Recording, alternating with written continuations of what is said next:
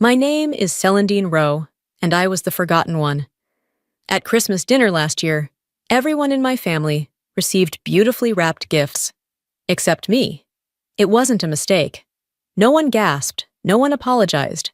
They just moved on, like my empty hands weren't even worth noticing. But I didn't cry.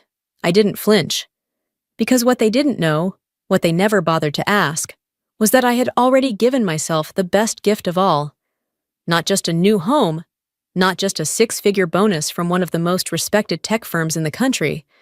What I gave myself was something they could never take back, the power to walk away from people who never saw me. And that night, I finally used it. I grew up in a house that praised golden boys and ignored quiet girls.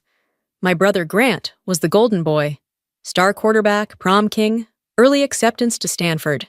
He walked into every room like it owed him applause, and usually it gave it. I was the background, not the disappointment, not the rebel. Just forgettable. My earliest memory of being invisible was at age 10, when Grant got a brand new bike and I got socks. My mom said it was because girls don't ride bikes anyway. But I did. I rode the neighbor's hand-me-down after she threw it out, until the tires burst. Things didn't get better with age. At 13, I sat silently on the stairs, while my parents and my brother celebrated his latest report card. Straight A's, of course. I had straight A's, too. But no one asked, no one noticed.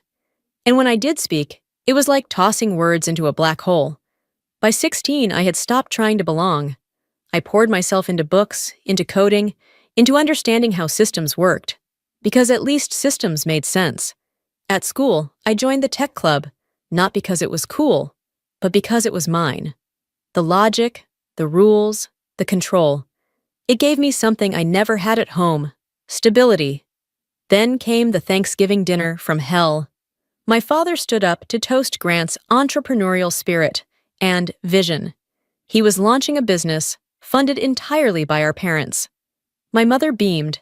Then she turned to me and added, "We just hope Celandine finds a steady job, maybe something safe, like clerical work." And Uncle chuckled. "I hear the deli down the street is hiring cashiers." The whole table laughed. I didn't. Because that week, I had just received a full scholarship to one of the top tech programs in New York City. Tuition, housing, stipend, all covered. I hadn't told anyone yet. Not because I was hiding it, but because I knew it wouldn't matter to them. I left home a month later with a single suitcase and a silent promise. I will never come back to beg for their approval. They hadn't seen me in years, and I was going to make sure that when they did, they wouldn't recognize the woman I had become. New York didn't welcome me. It swallowed me whole. I landed in the city with a scholarship and a suitcase full of hand-me-downs. My dorm room was barely larger than a closet, and my first night there, I cried into a borrowed pillow. The walls were thin. Someone next door was blasting music. Another person was vomiting in the hallway. It wasn't the dream. It was the grind. But the grind suited me. I took classes during the day and cleaned hotel rooms at night. Weekends were for tutoring underclassmen in Python or troubleshooting laptop issues for extra cash. I didn't party. I didn't date. I worked. I worked because I knew the only way to outrun the version of me they had written off was to become someone they could no longer afford to ignore. And slowly, I did. By junior year, I was interning at a cybersecurity firm downtown. I was the only woman on the floor, the only one under 30, and the only person who didn't ask for help. I figured things out myself. They respected that. By the end of the summer, they offered me a part-time job to stay on while I finished school. I accepted. And I never looked back. I moved out of the dorms and into a shared apartment with 2 other women in Brooklyn who were also clawing their way into something better. Rent was brutal, the heat barely worked, and we had to take turns plunging the bathroom sink. But it was ours. For the first time in my life, I belonged somewhere. Graduation came with honors, job offers, and no one in the crowd cheering for me, except for my 2 roommates, who held up a sign made out of a pizza box. "Go Celandine, go build the damn thing." And I did. I joined the same firm full-time and rose fast. Too fast, maybe. I wasn't trying to climb the ladder. I was building my own. My code became essential to the firm's infrastructure. When a major bank was hacked in early 2020, I designed the patch. When a government contractor needed a custom security suite, I built it from scratch. By 28, I was making six figures. By 30, I was leading projects. And by 31, I closed a multi-year licensing deal with a European financial firm that paid me a bonus large enough to make my bank account blink twice before confirming it had gone through. I didn't call home. I didn't tell them. Not because I was petty, because I had learned. Their silence was never about distance. It was about disinterest. They didn't ask. So I stopped offering. Instead, I took a piece of that bonus and bought a condo in Boston. 2 bedrooms, minimalist design, stainless steel everything, and floor-to-ceiling windows that made the city skyline feel like part of the furniture. I moved in mid-December, a week before Christmas. My friends came over with Thai takeout and cheap wine, and we sat on the floor because I hadn't bought furniture yet. Someone gave me a candle shaped like a dragon, and another gifted a mug that read, "Just because you're quiet doesn't mean you're weak." We toasted to new beginnings. Lisa, my loudest and kindest friend, raised her glass and said, "To Celandine, the quiet one who roared." I smiled, not because I needed the praise, but because I needed the reminder. And that's when my phone buzzed. It was a text from Marla, my cousin. We hadn't spoken in nearly a decade. "Hey," it read, "your mom wants to know if you'll come home for Christmas." I stared at it for a long time. Not "come visit," not "we miss you," just "come home." I showed it to Lisa. "You going?" she asked. I didn't answer right away, but later that night, standing by the window, with the skyline stretching out in front of me, like a secret I'd kept too long, I whispered the truth out loud. "I think I have to." Not because they deserved it, but because I needed to see with my own eyes what I'd left behind and what I'd become. I drove up to Massachusetts Avenue in the early morning mist, the kind that makes everything look like it's holding its breath. The 6-hour drive felt shorter than expected, maybe because I was rehearsing what I'd say, or maybe because I knew I wouldn't say any of it. The house looked smaller than I remembered. Sagging gutters, paint peeling around the windows, weeds curling over the driveway like they'd claimed it. There was still a plastic Santa on the roof, the same one from when I was 12, only now it was missing a boot. I stood on the porch with my overnight bag in one hand and a tin of cookies I'd picked up out of obligation in the other. My hand hovered over the doorbell longer than I'd admit. When I finally pressed it, the chime sounded tired. Fitting. The door opened to my mother's face, surprised, then studied, then stiffly polite. "Well," she said, "you look different." "I am," I replied. She pulled me into a one-armed hug that lasted exactly 1 second longer than necessary. Inside, the house smelled exactly the same, like lemon polish, old upholstery, and disappointment. The living room was full. Cousins, uncles, people I hadn't seen since I left. Conversation stopped as I stepped in, like someone had turned down the volume. A voice from the kitchen broke the silence. "Hey, look who's here!" Grant, of course. He came out beaming, one arm around his wife's shoulders, the other gesturing to her swollen belly. "Everyone, this is Mia. Your future niece or nephew's in there," he said, patting her stomach. Polite applause. I offered a smile. "Congratulations." "Still working with computers or whatever?" he asked, voice light but laced with condescension. "I work in cybersecurity," I replied. "Enterprise-level AI defense." He let out a low whistle. "Wow! Still doing the techie basement thing, huh?" I didn't respond, didn't need to. Dinner was announced with a clap from my mother. "Let's eat before it gets cold. Celandine, your old room is now Grant's office, so we've made up the couch for you." Of course they had. We sat down for dinner. I was placed at the end of the table, next to the kitchen door, practically in the hallway. I didn't complain. I didn't say anything at all. Grant held court like always, explaining some vague startup idea involving revolutionary media architecture. It was all buzzwords and ego. "I just need the capital to launch," he said. 200,000 should get us rolling." My father nodded. "We'll figure something out." My mother patted his hand. "Family helps family." I chewed a forkful of overcooked turkey and said nothing. After dinner, my mom handed me a scratchy blanket and gestured to the couch. I lay there under the flicker of the hallway light, listening to their laughter upstairs. I didn't cry. I didn't even blink. Christmas morning came like a scene out of a commercial. Mia and Grant bounded down the stairs, tearing into presents with glee. Boxes were stacked high, ribbons flew, everyone oohed and awed over the gifts I'd brought, carefully selected, personalized, and wrapped with handwritten notes.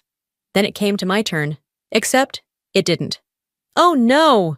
my mother said, far too loudly. "Celandine, we completely forgot." Grant laughed. "Just like the good old days. Don't cry this time, sis." And that was it. Something inside me stilled. Not rage, not hurt, just clarity. I reached into my purse and pulled out a single item, my keys. The brushed steel caught the morning light. "What's that?" my dad asked. "The keys to my apartment," I said. "I closed on it last week. 2-bedroom condo in Boston. Hardwood floors, built-in smart security system, fully paid off." The room went silent. "You bought an apartment?" My mother blinked. "With what money?" "My job," I said. "My company licensed a security framework I built.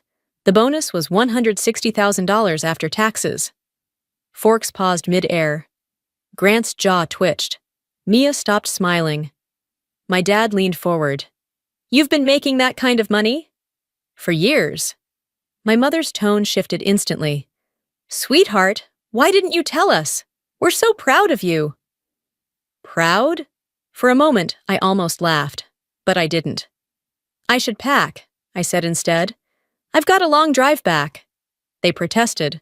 My mother begged me to stay for brunch. My father said we hadn't even talked about my exciting career. But I had seen enough, and they had shown me everything I needed to know. I came downstairs with my bag still unzipped and my resolve zipped tight. They were waiting for me, my parents, standing just beyond the threshold of the living room, arms folded, smiles too polished to be genuine. Grant and Mia flanked them, trying and failing to look casual. "Before you go," my father began, "we wanted to talk to you about something important." I raised an eyebrow. I didn't speak. I didn't need to. Grant stepped forward like a man doing me a favor. "This startup I've been building, it's really close to taking off. Just needs a little push, capital mostly." "How much?" I asked. He smiled, cocky as ever. 200,000, that would get us rolling." My mother nodded eagerly. "It's an investment, honey. You'd be helping family." "Yeah," Grant added. "With what you're making, it's nothing. You said you got that big bonus, right?" And there it was. The reason they suddenly remembered I existed. I looked around that room, the same room where I used to sit on the floor while Grant opened his brand new gadgets and I got thrift store cast-offs. The same room where not 24 hours ago they forgot to get me a Christmas gift. "No," I said plainly. It landed like a slap.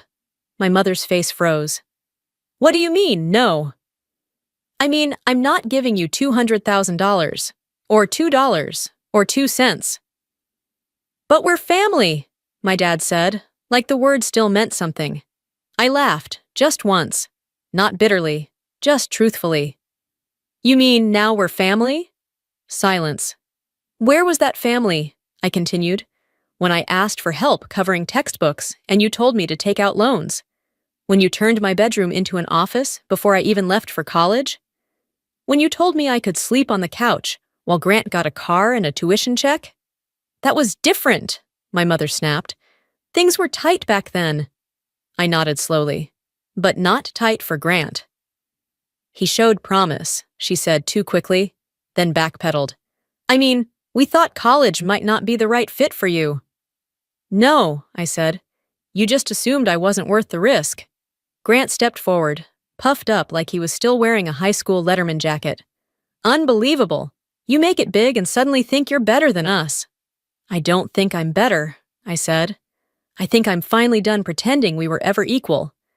"You selfish brat," he spat. "After all we've done for you." "For me?" I snapped. "You mean tolerating me while worshiping Grant? You mean throwing jokes at my expense at every dinner table? You mean forgetting me every holiday and pretending it was some innocent slip-up?" My mother's voice was shrill now. We gave you a roof, food. Parenting, I said coldly. Not charity, and you made sure I knew I was never wanted. My hand tightened around my suitcase handle. I turned toward the door. Don't walk out like this, my dad said. We're just trying to build something. You already did, I replied. You built a hierarchy, and I just stopped trying to climb it. I stepped outside into the cold, crisp air. Behind me, they shouted after me, about regrets, about forgiveness, about family. None of it mattered. By the time I hit the highway, my phone was buzzing every few minutes. Missed calls, voicemails, texts from numbers I didn't recognize but knew too well. Words like ungrateful, selfish, cold, flung like confetti at a party I'd never RSVP'd to.